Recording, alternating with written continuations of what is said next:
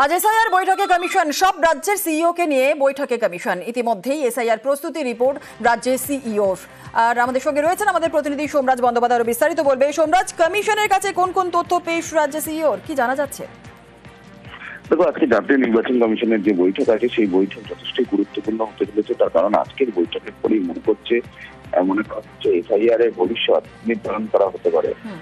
আজকে একটি বৈঠক আছে, বৈঠক কিছুক্ষণের মধ্যেই শুরু হবে জাতীয় নির্বাচন কমিশনের সদর দপ্তরে। সেখানে রাজ্যের সিইও মনোজ কুমার আগরওয়াল একাধিক রিপোর্ট পেশ করবেন।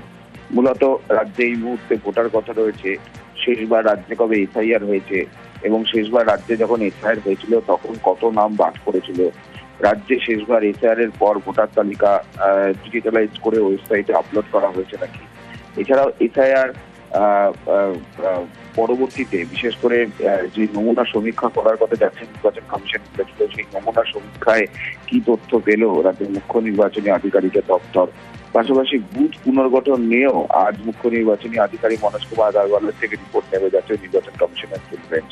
অর্থাৎ মূলত স্পেশাল ইন্টেনসিভ রিভিশনকে কেন্দ্র করেই কমিশনের এই বৈঠক, যে বৈঠকে রাজ্যের মুখ্য নির্বাচনী আধিকারিক মনোজ কুমার আগরওয়াল 10টি পয়েন্টে একটি পাওয়ার পয়েন্ট প্রেজেন্টেশন করবেন রাজ্যের সামগ্রিক পরিস্থিতি নিয়ে এবং রাজ্য কতটা প্রস্তুত হয়েছে স্পেশাল ইন্টেনসিভ রিভিশন বলে তা নিয়ে বিস্তারিত তথ্য তুলে ধরবেন আজকের এই বৈঠকে।